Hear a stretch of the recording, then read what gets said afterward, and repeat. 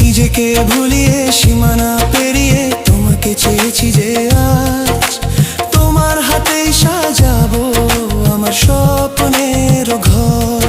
আমি তোমার প্রেমে পড়ে দুনিয়া ভুলে গেছি।